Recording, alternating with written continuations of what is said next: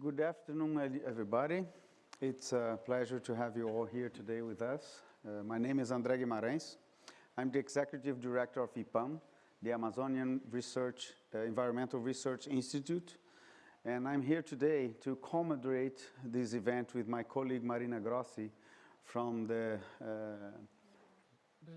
Brazilian Business Council for Sustainable Development. And we'll be talking about something that has been in the media, has been attracting the interest from Brazilians, from actually everybody around the world, which is the Amazon. The Amazon, as you all know, is a centerpiece in the climate change mitigation puzzle. Some would say, scientists actually would say, that without the Amazon, without the tropical forests intact, there's very little chance that we'll reach the targets of the Paris Agreement by the end of this century.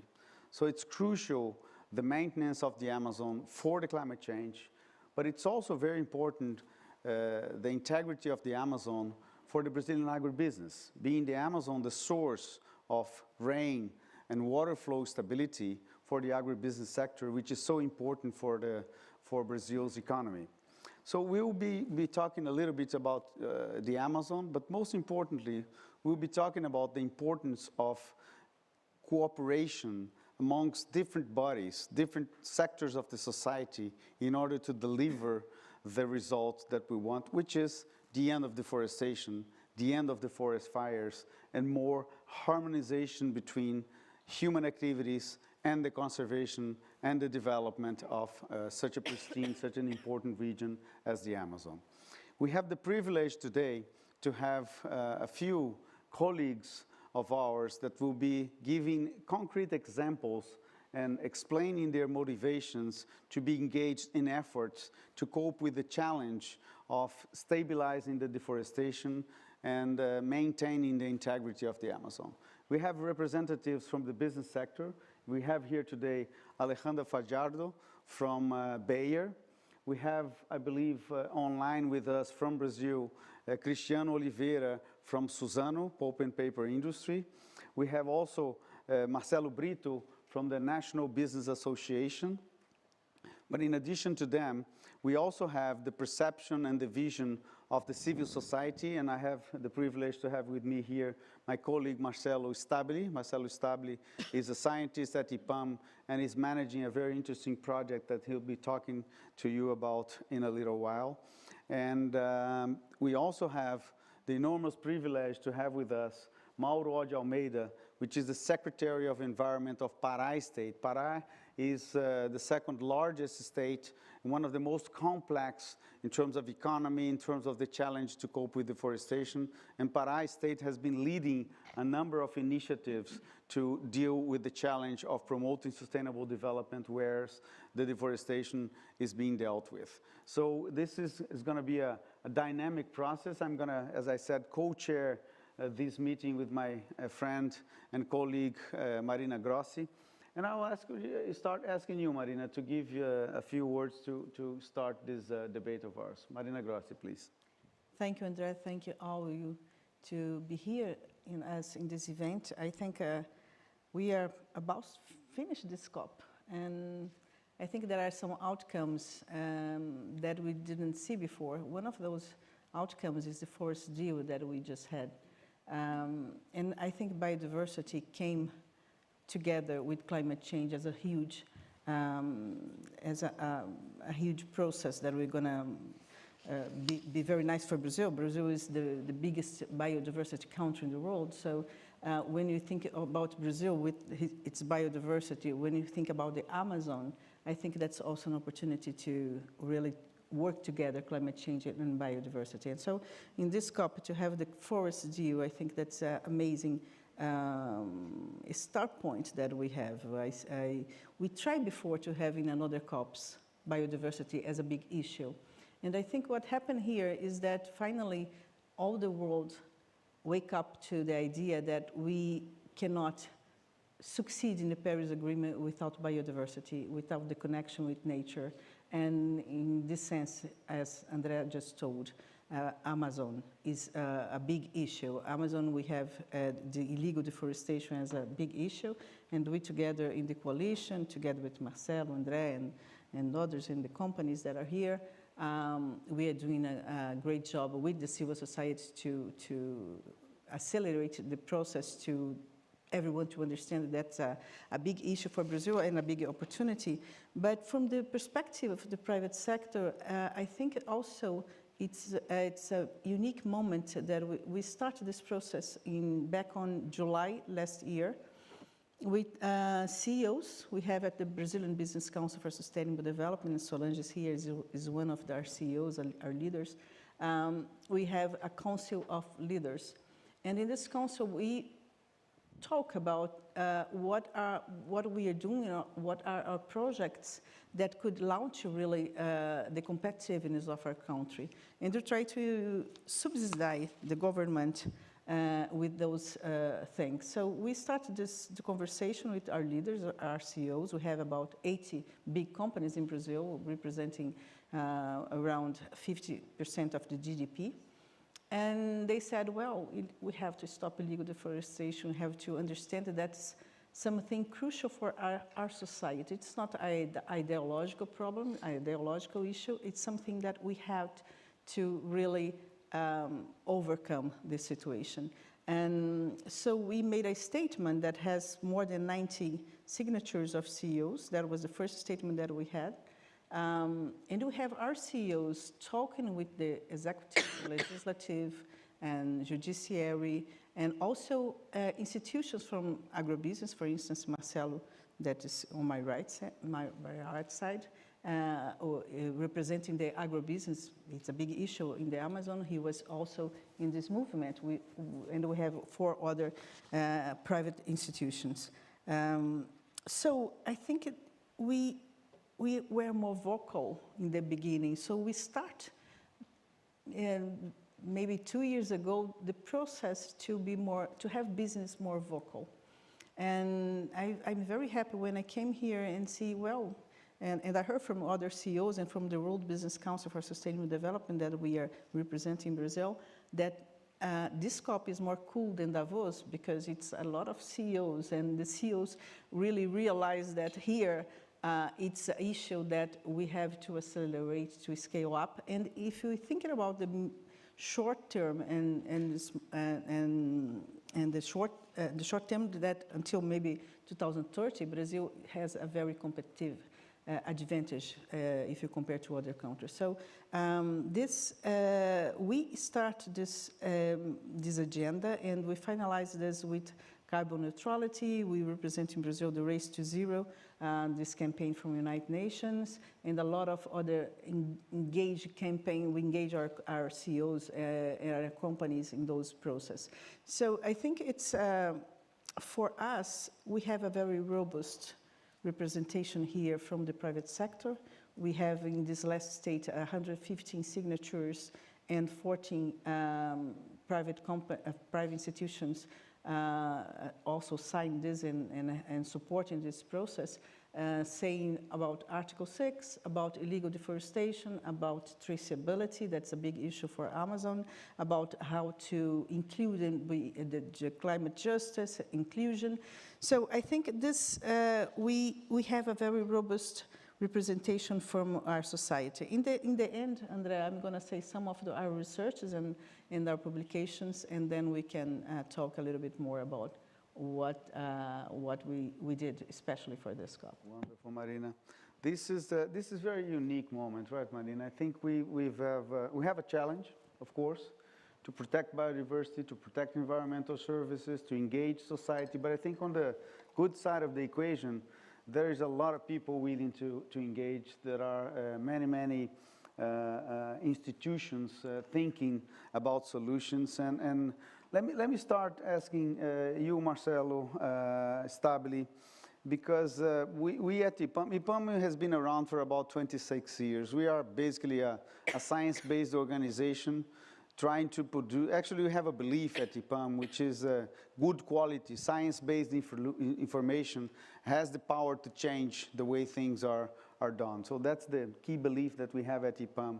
And a few years ago, we've started talking within our institution about what can we do with the potentially legal deforestation. Lots of people, right, Marina, are talking about the illegal deforestation. That has to be dealt with, no doubt. I mean, illegality, criminals, they have to go to jail, they have to be fined, okay.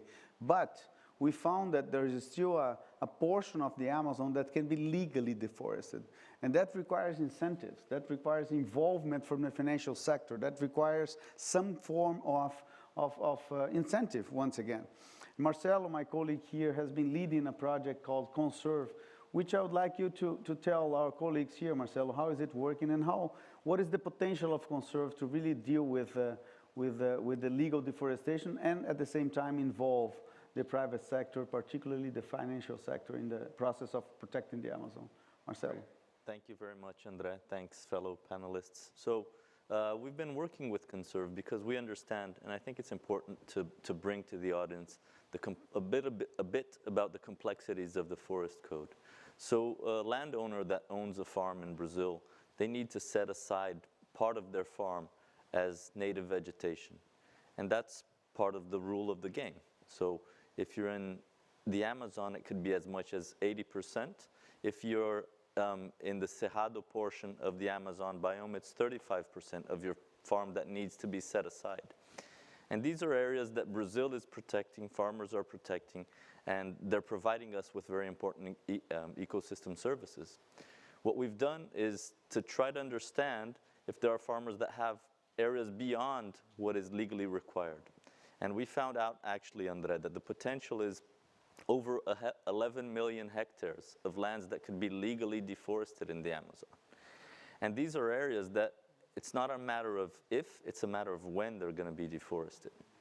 And that would push us in a very, very bad place of emissions, gigatons of emissions from legal deforestation. There is no public policy that avoids that deforestation. So we see that we need to engage the private sector and farmers to help avoid this deforestation. Right. Conserve is operating nowadays in about 10,000 hectares with about 10 contracts in the state of Mato Grosso, but we understand that the potential is much bigger. We need to expand to other places. We're operating only in one municipality in Mato Grosso.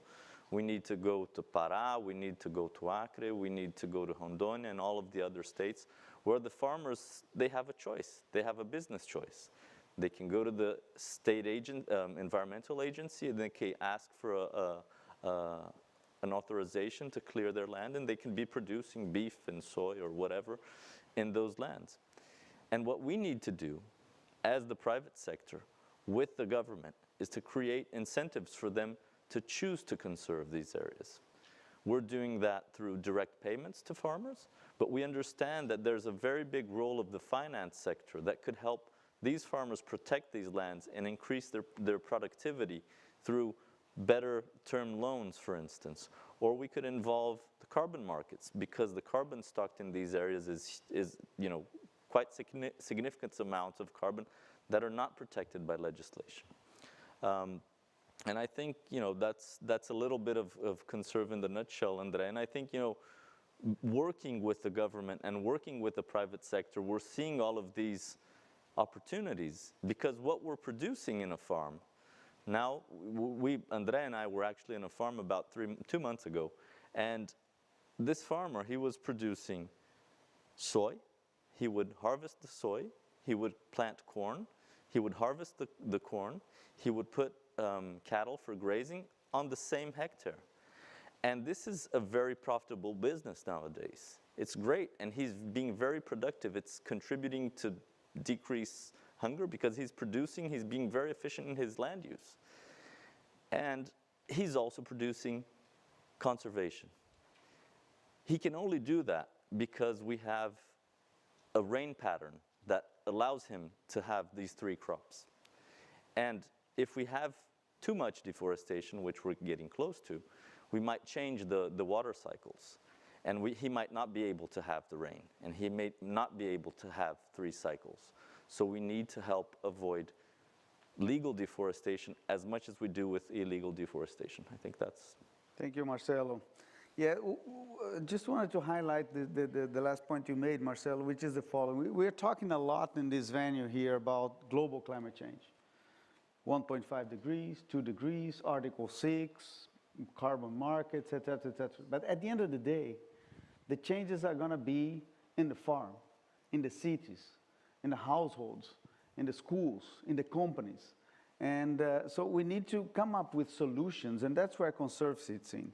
We have to come up with solutions that would resolve, at some extent, the local puzzle, the local impacts of climate change, in order to maintain our capacity to produce whatever it is, energy, food, transport, et cetera, et cetera, et cetera. So let me take this lead, Marcelo, and invite here. We have the privilege to have two companies, two of the largest land use, agribusiness-related companies with us. We have Bayer and we have Suzano. And let me start bringing Suzano on board. Suzano is probably the largest. I don't know, Marcelo, correct me if I'm wrong. Marcelo Brito now. Suzano I think is the largest pulp and paper industry in the world today. Is number one. It's very, very much keen on issues related to sustainability. And I said that Cristiano Oliveira would be with us, but I was wrong. In fact, we're going to have Sarita Severien, who is online with us. So I'd like to invite Sarita to the video, hopefully, to share with us. Here, Sarita. To share with us a little bit of Suzano's experience and Suzano's commitment to sustainable development and climate change mitigation. Sarita, please, the floor is yours, or the video. Hi, thank you. Good afternoon, everyone. Well, I'm Sarita Severien, climate change leader here in Suzano, and unfortunately, Cristiano Oliveira, our sustainability executive manager, was not able to participate in this panel as planned, and I'm joining here from Brazil. And well, yes, Suzano is the biggest pulp and paper company, and Suzano has 2 million hectares of forest, and where 40% of this area is a protected and conserved area, including operations in Amazon, Cerrado biome, and Atlantic forest. But our operation in Amazon biome is the smallest among the others, and almost 18% of our operation in the Amazon biome. And in our sustainability strategy, we understand this is our model. Yeah, it's not a part of our model. Is our model work in a sustainability way? And understanding this vast area of forest, we are a net removal. Yeah, we remove more CO2 from the atmosphere with our forest operation than we emit. Our operation, our industrial operation, is a really, really renewable operation. And in understanding this potential, we have a goal to capture a net amount of 40 million tons of CO2.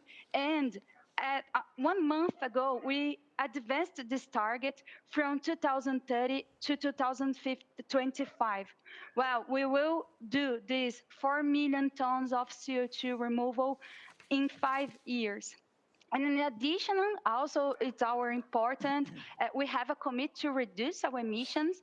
We have a commitment to reduce 15% of emissions per ton of products. And we are there into SBTI and Rest to Zero campaign. But it's speaking about forests and how this is really, really important. Suzano is not working in an isolated way. It's not on climate change. It's everything. And Suzano categorically does not practice deforestation.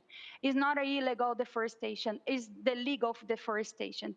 We plant our areas in a degraded or pastureland areas. It's not deforested any area in Brazil.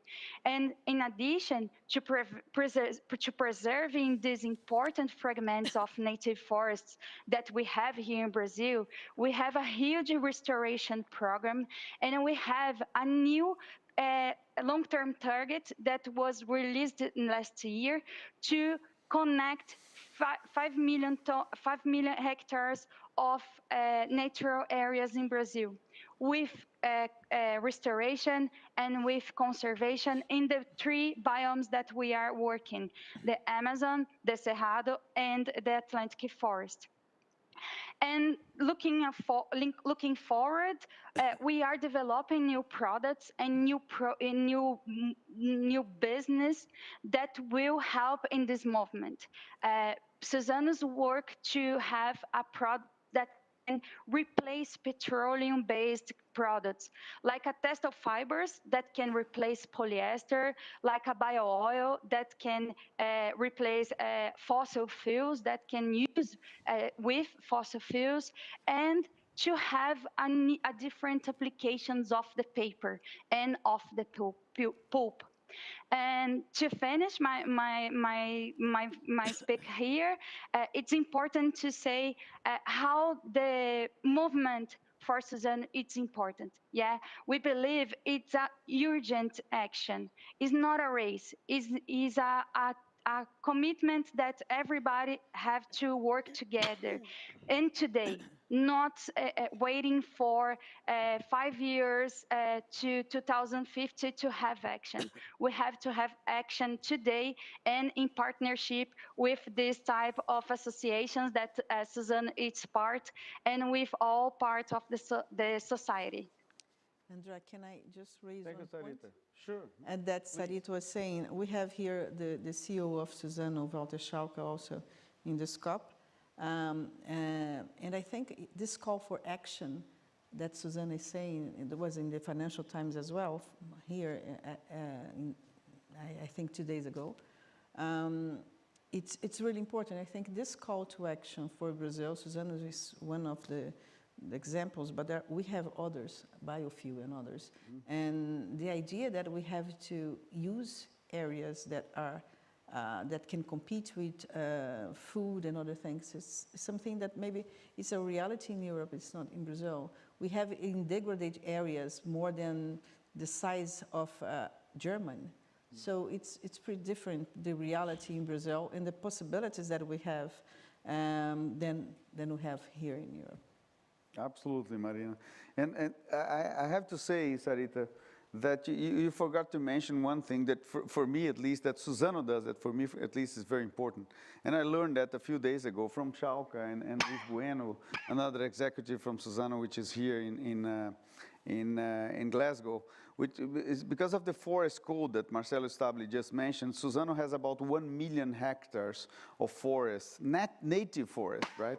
I have no idea how many hectares, probably several million hectares of planted forest, but Suzano has 1 million hectares of forest, natural forest, under protection by the law, and in some extent goes beyond the law. And there's a target of the company, one of the objectives of the company is to create an ecological corridors of 500,000 hectares of forest. So this is an enormous, and this is a clear signal. I'm telling you that, of course, because I like Suzano, Sarita, but more than that, is to stimulate other companies to go in the same directions. Can you imagine a world in which companies, private landowners, etc., would sum up themselves, would contribute on a comprehensive way to protect forests and be a leader in their business? So it's possible. So I'm really thrilled to have Suzano here, and I didn't want to miss the opportunity to bring that to the audience's attention, Sarita. So thank you very much. Let me go for another company. Alejandra Fajardo is here with us, and from Bayer. And Alessandra has been working for a long time in the sustainability arena. Bayer has raised the bar recently and provoked the world with commitments for reducing emissions, not just of the company's operations, but also from the constituencies, the stakeholders that surround the company, including their clients and so on. So, Alessandra, why don't you tell us a little bit about Bayer's commitment and targets for the coming future? Okay, thank you. Thank you for the invitation first. It's a pleasure to be here. I think I would like to start saying that Bayer truly believes that agriculture can be part of the solution. So thinking of that, we are very committed with climate smart agriculture. And we have been talking with farmers, and more than that, we have been working in, as you said, in different aspects for that. We are engaged in associations like SEBEDS, ABAG, or the Coalition in order to push for the agenda. We also have the project in the field with our farmers. We have the pro-carbon farmers that this season we are giving to 2,000 farmers 3 years consulting, external consulting on good practice, good agriculture practice. We are also paying for the soil sampling on fertilizing and carbon, and we aim at the end of this 3-year project that farmers can see the benefit, as you said, Marcelo, that farmers can see the profitability as well, and then they don't need to expand the area. They can have the better yield, the better profitability in the same area. But also, so we hope that we have this, and all other index that we are seeing is like organic matter, carbon, to show them that the health of soils can be very impactful on the yield that they have. So giving the most important index and showing in a way that they can be really speeded up this adoption of climate smart agriculture. We also been very raising the bar as well inside the house. A part of our commitment of being carbon neutral in 2030, we also review all our supply supply chain. Our seeds are done by farmers, so we are increasing the bar as well. We always had the environmental and social check, but now we are changing contracts as well to have the power to cancel the contract if some environmental problem happens, meanwhile he's producing our seeds. So all the things that we can increase to speed it up this moment. And to tell you the truth, Andrea, we truly also believe that this is a collaboration. Alone will take such an amount of time that in fact with collaboration we can reach a point that is faster and more helpful for everyone. Absolutely, absolutely, Alessandra. Let me take that word collaboration, partnership, grouping efforts together. I mean, we can name it anywhere, any way we want. And I like to say that there's no silver bullet to deal with the deforestation in the Amazon. There's no magic wound that will solve the problem easy. We've been very successful, it's important to say, in Brazil, as you all know. Back in the early 2000s, the deforestation has peaked to 25,000 hectares, right, Mauro? I think was like that, right? 25,000 square kilometers in 1 year. So it was a huge area that was deforested in 2001 or 2002. But then the society got together. The government, the federal government, the state governments, the army, the federal police, the companies, the financial sector, the NGOs, the scientific community, all grouped together, sat around the table, literally, and said, we have a problem, and we have to sort out the solution for that problem. The end result, after 10 years, was a drop in the deforestation by 80%. So we drove it from 25,000 square kilometers down to 4.5 square kilometers. That was an enormous effort from society. And what is interesting to say is that at the same period of time, soybean production increased by 100%. Beef production, nearly 100%. So we nearly doubled the agricultural production, the key agricultural products in that region, at the same time that we've dropped deforestation. So this paradox of protect or development, it's a nonsense, actually. We have to do it again. We've been facing, since 8, 10 years, little by little, the increase in the deforestation. So it's time to regroup forces. So I'd like to take the advantage of the message that you passed across, Alessandra, of joining forces. That's what we need. And with that, Marcelo Brito, I'm gonna ask you. You're the guy that has been, bringing people around this agenda as the head of ABAG, as the facilitator of the coalition, but most importantly, as my friend. You've been bringing people around this agenda around you know, a serious debate about the future of the agribusiness in Brazil, the future of we say agribusiness is a cold word, but what we're talking here, and you repeatedly has been saying that, is food security. Is you know, allowing people to eat, to get dressed, to, you know, get their lives going on. So the agriculture is necessary since, as I learned with you the other day, thousands and thousands of years for human communities to be around this planet, and will continue to be, hopefully, for the coming decades and millenniums and centuries and so on. So I would like to hear your take, Marcelo, on you know, how can we promote more cooperation? How can we do what we have to do on a more expedite, on a more efficient manner for the years to come? Marcelo Brito, my good friend. Thank you, André. Thank you, Marina, for the invitation. It's great to be here. Well, we are here talking about challenges. The main motive here is climate change. But what is included in climate change? One of the main issues is food production and food security. For the coming years, for the coming 30 years, we have to improve food production in 80% just to follow the organic growth of the world. But it must be in a way that make food cheaper than it is, much more sustainable than it is, and based on science. But how can we charge this on the farmers if from every dollar is spent in a food in the United States, for example, only 8 cents arrive on the farmer's hands? In developing countries like Brazil, for every dollar spent on food, on average 5 cents arrives on the farmer's hand.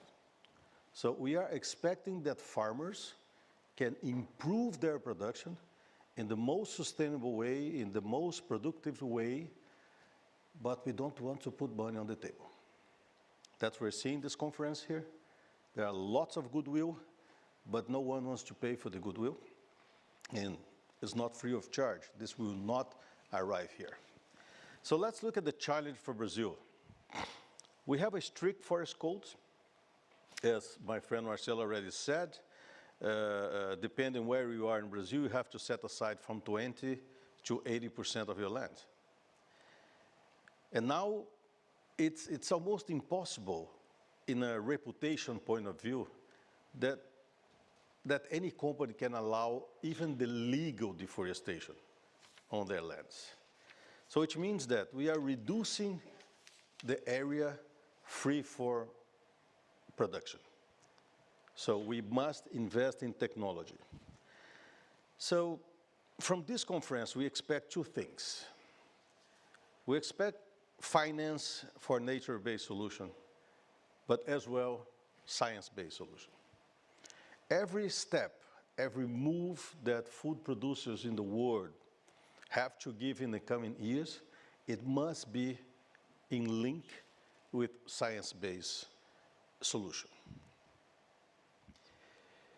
Well, coming back to Brazil, agribusiness represents 30% of the Brazilian GDP, 20% of the direct jobs of Brazil. At the same time, 25% of the total green cover of the country belongs to private owners. 1.8 million water sources are born in private companies. There is no other country in the world where the private owners holds on their hands as much as 25% of the green cover of the country. How can we, let's say, we don't have to thank them because it's by law, but how can we give the proper incentive to keep the situation as it is? As it is. A soybean that leaves Brazil and arrives in Europe, when compared to a soybean that leaves the United States and arrives in Europe, our soybean is better. And let me explain why. because there is at least 35% of set-aside forest working as a carbon sink, benefiting that grain of soy. From other countries, not this way. We have a challenge in Brazil, which is to avoid deforestation for all, for all. We're never gonna be considered a top, a #1 quality food producer in the world at the same time that we are destroying the Amazon forest. But it does not belong to us. We don't have the power. We are not the police of the country. You're not the law. We are not the law of the country in order to avoid this. So we need collaboration. We need partnership. So ABAG is part of the Brazilian Coalition on Climate, Forest, and Agriculture. Over 300 organizations that got together in order to advocacy public policies among the states of Brazil. Mauro is here and is a partner of coalition in many things, and the federal government as well. There is a paper that was wrote by an MIT professor many, many years ago, Dr. Adil Najan, where he balanced the country's development, looking at the quality of the relationship between civil society, private groups, and government. As better as this relationship, as more developed is the country. We are in the beginning of this process. We did not reach yet in Brazil this common level. That's what we're trying to do in the coalition today. That's what we're trying to do with the Concertação. That's what CEBED is trying to do. That's what IPA and many other organizations from civil society and private business companies are trying to do, to collaborate among each other in order to build the right environment to work for a Brazilian agriculture without deforestation. The day that we reach this level, I can tell you that we can be considered the best food producer country in the world. Until there, we are still on, not the world, but we want to our children, we want the Brazilians, the fact that we are not complying with our own law. It's hard to say illegal deforestation. If it's illegal is happening, it's because we're not being able to enforce our own law. So this is lack of governance of our own country. Make me embarrassed about that. But we are moving on, and I'm looking forward that we will end with the number of commitments that were done during these 2 weeks here in Glasgow by countries, by companies. I really hope that those commitments are for real, and soon we can see a world developing without deforestation, not only in Brazil, but everywhere else in the world where we have forests working for us, human beings. Thank you very much. Thank you, Marcelo.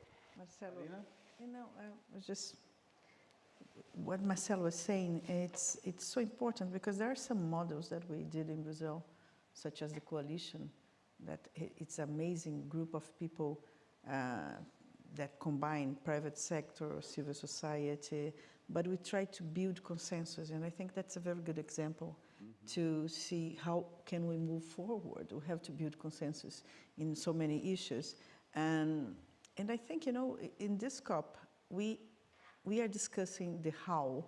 We are not discussing the goals. The goals are set up.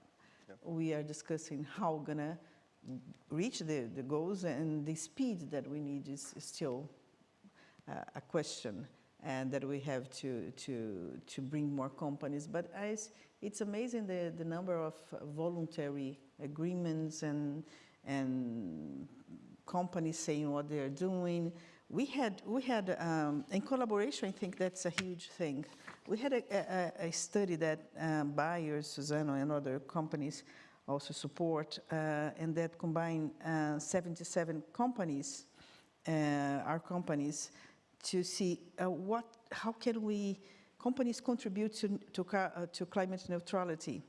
And well, the frame, as I said, it's here. So science-based targets, as you said, how can we decarbonize, you know, how can we work in scope 3, but how we also can structure governance for the climate agenda and climate data dissemination. And exactly what you said, there was one of the answers that those group of companies said that we have to move forward. And one of the things that we are saying here, and I think it's about to move in Brazil, is Article 6 and carbon market. And that's something that is a crucial tool to really speed up you know, the route towards climate neutrality. And I think that's an important agenda. So I just would like to raise that in Brazil, a little bit different than in Europe, I think, because in Europe, they have the framework. They know, the country has the framework, and so companies like us, you know, or association like us, we have to say, well, let's see this framework and see how can we contribute in this framework. But in Brazil, I think we also, by the coalition, by the statements that SEBED, by the association with IPAM, what we do also is help the government to improve, you know, the framework and help them in the framework that we need governance, we need climate governance. And I think that's one of the things that we're trying to help the governments to do. But I'm very glad that we have a lot of states from Brazil. I think we had 40 governors here in this COP, a lot of business leaders. So the Brazilian participation was huge, and I think because we can face the opportunities that we have. Mm-hmm. So we have this study, and Natalia can talk much better than I do about this study, but that is some of the conclusions how companies can contribute and that we did with our member companies. We also did a TCFD study because this is another issue that we are in a country that has this implemented. We have the central bank. I think the president of the Central Bank of Brazil was here too. And to manage the risk, so we made a lot of workshops on capacity building. So how can companies face the risks? And that will be implemented. That's something that we can be proud of because that will be implemented by next year, the second semester of next year. So I'd like to raise the support of Bayer, and there are some other companies, Natalia.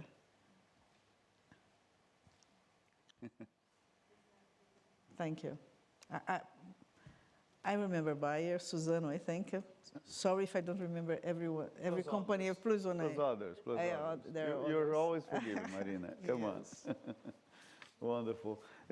Friends, this is, I think this panel, Marina, I think you're going to agree with me, it's a good expression of at some extent, the Brazilian commitment.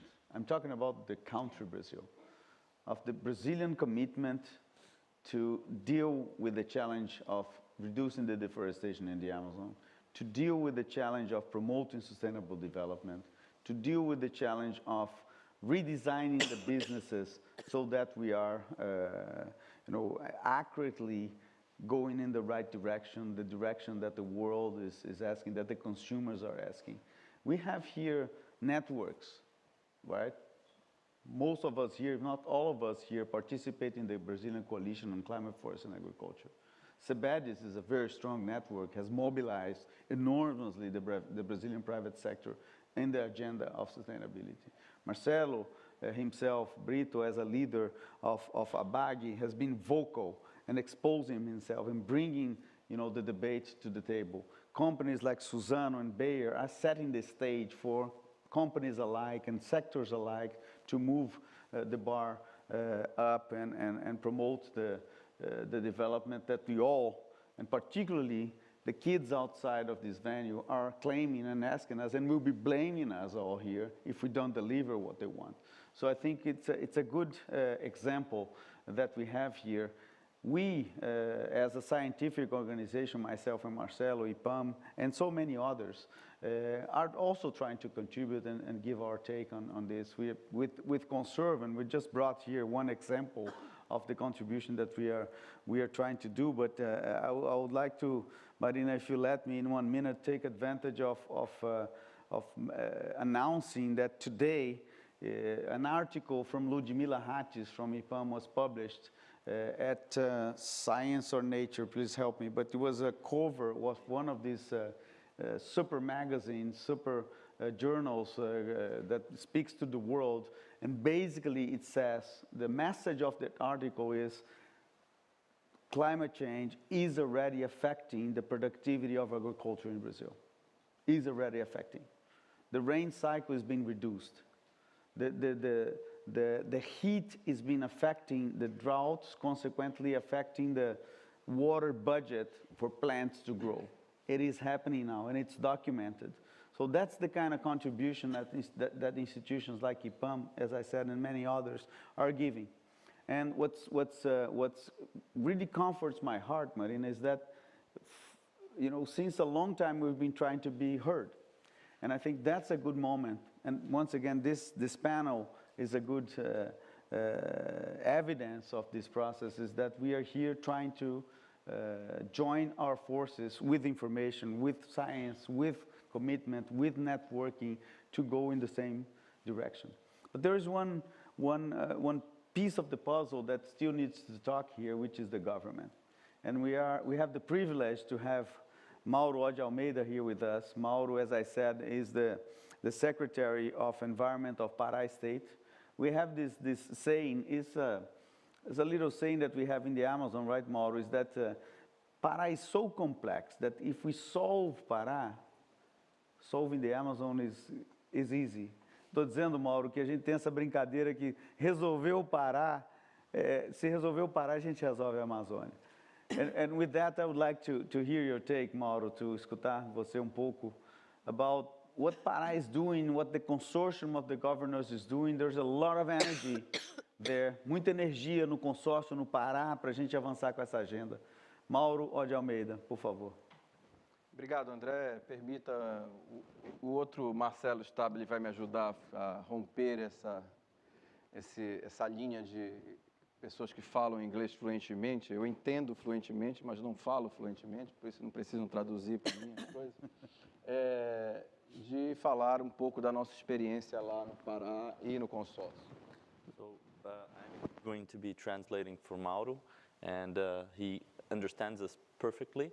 And I'll be here just helping with that. And he's going to tell us a little bit about the experiences in Pará. A vantagem disso é que eu vou falar menos que vocês. The advantage is that he's going to speak less than we all did. Bem, no Pará, a gente decidiu, o governador e o governo decidiram fazer a sua parte. Sempre a gente tem a parte e contraparte. Antes que a gente pudesse receber contraparte, porque nós estávamos fazendo, nós devemos fazer a nossa parte.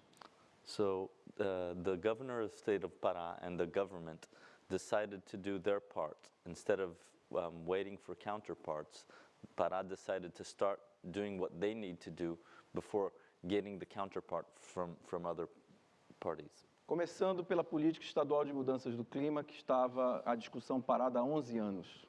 So it started with the state policy on climate change that was being discussed for over 11 years.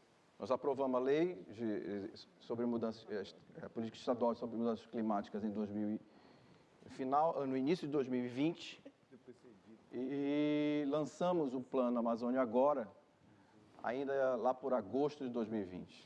So the law was passed in January of 2020, and then there was a Amazonia Now program that was launched later that year in August of 2020.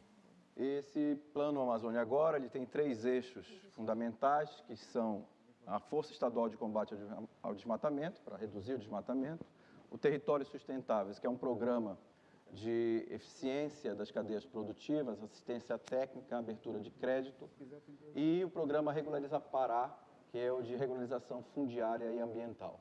So the Pará program has 3 different axes of work. The first one is, repete o primeiro?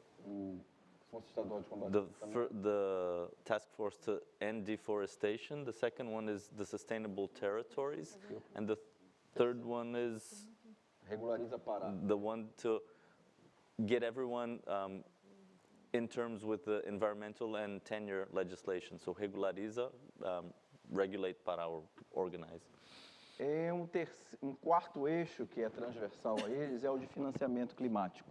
And so the fourth thing that interlinks all of these three axes is climate finance. Era esse que eu queria me deter mais especificamente nesse ponto para que a gente possa ter oportunidade de debater aqui. And that's the one I want to detail a little bit more here so we can debate. Em termos de desmatamento, entre 2020 e 2021, nós, nas terras de propriedade do Estado, já que o Estado tem cerca de 70% de propriedade de terras da União, So in the year from 2020 to 2021, the lands that Pará state owns, given that the state has a large portion of federal lands, nós diminuímos o desmatamento em algo em torno de 12%. so in the state lands, state-owned lands in Pará, they reduced deforestation by 12%. E nas áreas federais, a redução é bem menor por conta da atuação do governo federal, que tem sido menor, algo em torno de 4% a 5%. And in the federal state areas, or the federal areas in the state of Pará, deforestation was reduced by 4% due to less efficiency and less commitment from the federal government in doing anything there. No financiamento climático, duas iniciativas que nós fizemos correspondem a fazer essa relação entre o público e o privado. So there were two initiatives that bring this partnership between the public and private together to do climate finance. O primeiro é o Fundo Amazônia Oriental. So the first one is the Oriental Amazon Fund. É uma plataforma financeira privada com gestão público-privada. So it's a private platform with the management that is a public-private partnership. Inclusive a ABAG participa do comitê gestor do Fundo Amazônia Oriental e a TNC também. So ABAG, that's represented by Marcelo here, and TNC participate in the management of this fund. A segunda iniciativa é o Fundo Garantidor, chamado de Bamparabil, em alusão ao Banco do Estado do Pará. So the second one is a guarantee facility called Bamparabil. So, que tem como foco o aporte de recursos financeiros para pequenos e médios produtores rurais, que trabalham com bioeconomia. Which focuses on small and medium farmers that work with bioeconomy. Ambos podem ser receptores de recursos privados para a implementação de políticas públicas. Both of them can receive funds from the private sector to help implement public policies. E voltando ao que eu falava sobre fazer a nossa parte sem esperar a contraparte, agora nós, depois de preparado esse arcabouço normativo e institucional, agora é a parte de a gente receber um suporte como contraparte. So now Pará has done their part in preparing the funds, preparing the terrain, and now it's time to receive the counterpart and investments to help support the policies. Nesse sentido, nós estamos conversando com diversos fundos. A gente entende que nenhum elemento ou um fundo é a panaceia de todo mundo. Nem o LIF, que agora está sendo levantado, a gente precisa destravar o Green Climate Fund.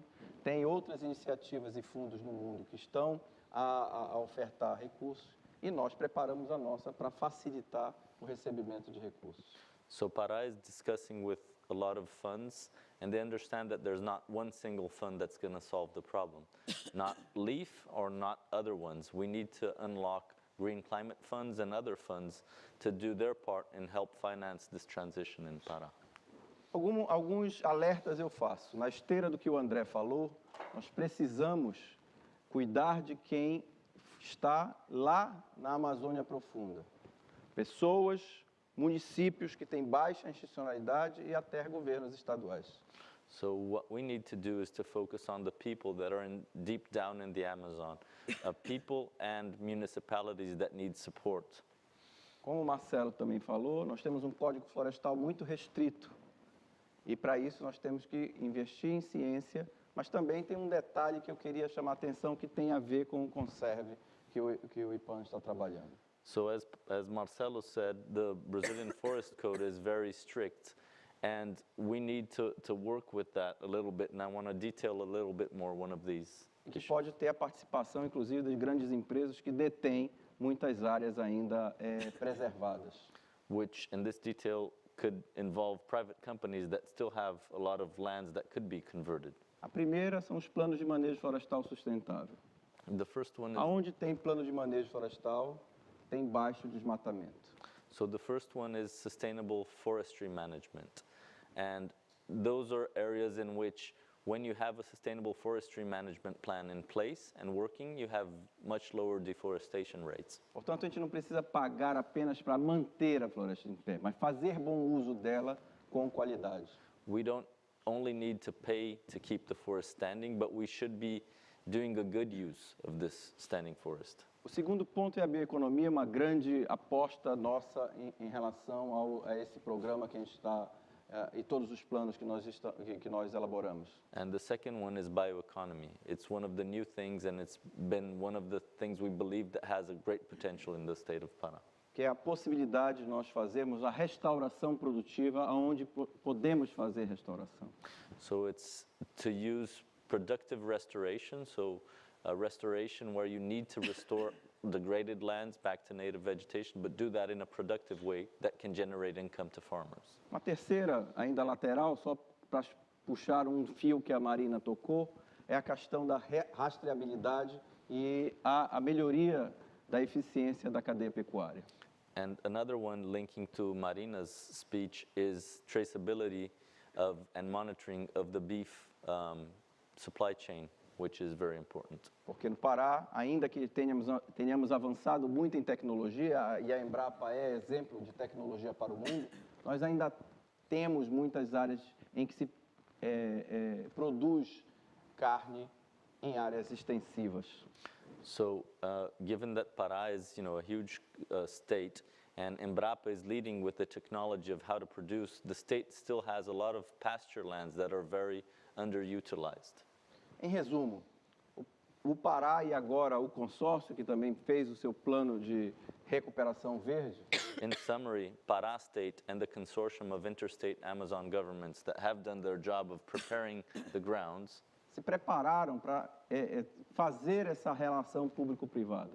they're prepared. Pará se preparou principalmente para fazer essa relação público-privada. They're both prepared to have this relation with the private sector. Specifically, Pará is very prepared to have this relation between the public and private sectors. Eu poderia citar pelo menos 10 organizações da sociedade civil que o Pará está trabalhando. I could cite at least 10 civil society organizations that work in partnership with Pará State government. Mas nós queremos mais. E acho que podemos mais e queremos ser Não se trata de um piloto, que já a ideia de piloto é uma coisa pequena, mas a extensão do Pará, onde se fala de piloto, é 40% do desmatamento, é o segundo maior estado em extensão, é onde cabem em municípios mais de 3 ou 4 ou 5 estados da Europa, ou países da Europa. So Pará is prepared to do this, and it's an interesting location, because when we're talking about piloting things, these partnerships need to understand that Pará is very big. Many European countries fit within Pará. Deforestation of 40% that happened in Pará is significant, and Então, se nós conseguirmos resolver o problema do Pará, muito provavelmente inspiraremos os outros estados da Amazônia a também resolver.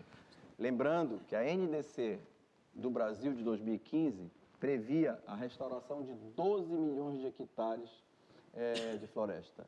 O Plano Amazônia Agora prevê 5,6 milhões de restauração florestal até 2030, e se tivermos a colaboração, 7,41 milhões de hectares de restauração. Ou a gente fica em 50% ou mais de 60% da NDC de 2015 do Brasil, se concluirmos o Plano Amazônia Agora. so if we can get the state plans in place, we're going to help solve the problem and inspire other states to do the same.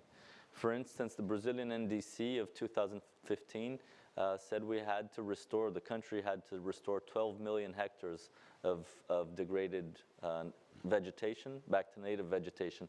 And if we implement the the Pará program, Pará Now program, we will be able to restore at least 5.5 million hectares, and if we have support from the private sector, more than 7 million hectares. So just the state of Pará is going to do more than half of what Brazil should do as a country. É isso. Muito obrigado. Thank you very much. Muito obrigado, Mauro. E aproveito até a sua deixa. Oh, I'm sorry, back to English. I'll take the message here to thank you very much and thank Governor Elder for, first of all, being with us and for the privilege that we at IPAM have been having through our colleagues Eugênio Pantoja and Gabriela Savian, which are here, to work in cooperation with your leadership, with your Secretaria, to develop the plans and to contribute to this process. So my appreciation for you to being here and for letting us engage with you. Marina, we have a few minutes left, and I have lots to say, but eventually there might be questions around. If there are questions, yeah, please. There are microphones, one over there, one across the room. Over there, just behind. If you want to ask questions. If not, we can spend the next 3 hours talking here. Hi, thanks very much for your presentation. It's very interesting. I'm Robert Suter. I edit a website called Diálogo Chino, where we look at China's relationship with Latin America. My question is for the Secretary, who spoke about the bioeconomy as a solution to deforestation potentially in his state. I wonder if he could talk a little bit more about what some of the barriers to scaling up the bioeconomy are in the state and how they propose to overcome them. Thanks. Traduz, Marcelo. Bioeconomia. Secretário, bioeconomia, quais os desafios para escalar? O que você está fazendo em bioeconomia? O que você está Em bioeconomia, nós lançamos a estratégia de bioeconomia no mês passado e agora temos 6 meses para preparar a política estadual de bioeconomia. So there's a strategy for bioeconomy that was launched a month ago, and they have 6 months to prepare the plan to implement the bioeconomy. Em paralelo a isso, nós mapeamos alguns produtos que nós já trabalhamos há muitos anos, como a castanha do Pará, a pimenta do reino e o cacau, que são produtos da nossa tradição florestal. And they've also mapped out some products that have been used traditionally in Brazil, such as Brazil nuts, black peppers, and cacao. Mas que hoje nós não somos os maiores exportadores desses produtos para o mundo. O maior exportador de castanha do Pará, por exemplo, para o mundo é a Bolívia. But these products, we're not the biggest exporters of these products to the world. So, for instance, Bolivia is the biggest exporter of Brazil nuts to the world. Nós temos um problema sanitário, é bem verdade. E o que nós estamos procurando fazer? Saber qual é esse problema, tentar fazer um arranjo pré-competitivo e aí poder não só alavancar a exportação para dar valor agregado à castanha do Pará, mas fazer com que ela volte a ser atrativa e seja objeto de restauração produtiva. So we have a sanitary issue, and what we're trying to do is understand better the sanitary issue of the Brazil nut and try to make pre-competitive agreements in which we can have a better return on exporting Brazil nuts, and that's going to help us motivate and bring back, income for restoration for Brazil nut production and exports from Pará. Em paralelo a isso, o governador lançou aqui na COP o que a gente vai chamar de Parque de Bioeconomia. So here at COP, the governor launched what he called the Bioeconomy Park. Nós vamos juntar diversos centros de tecnologia e inovação na área da culinária, na área do bionegócio, na área de bioprodutos.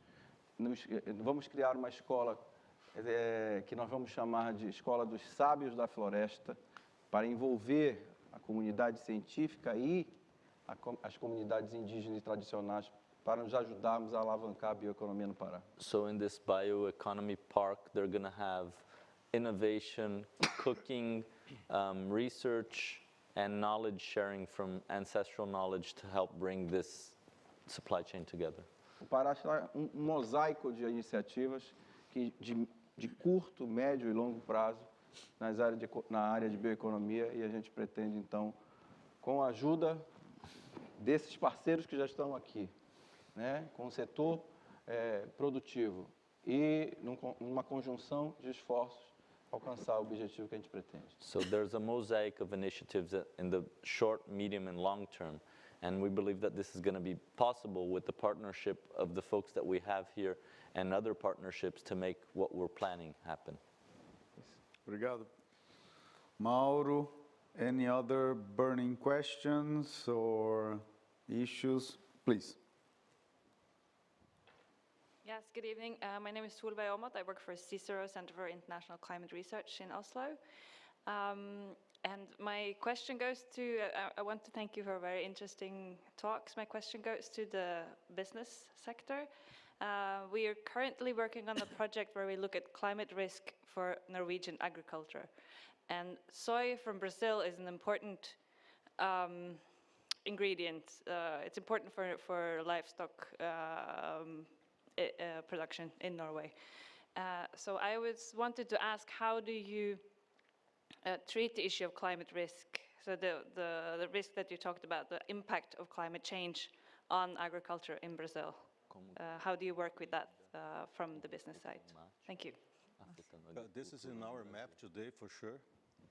And now, starting yesterday, starting yesterday, it became an obligation, according to the Brazilian Central Bank.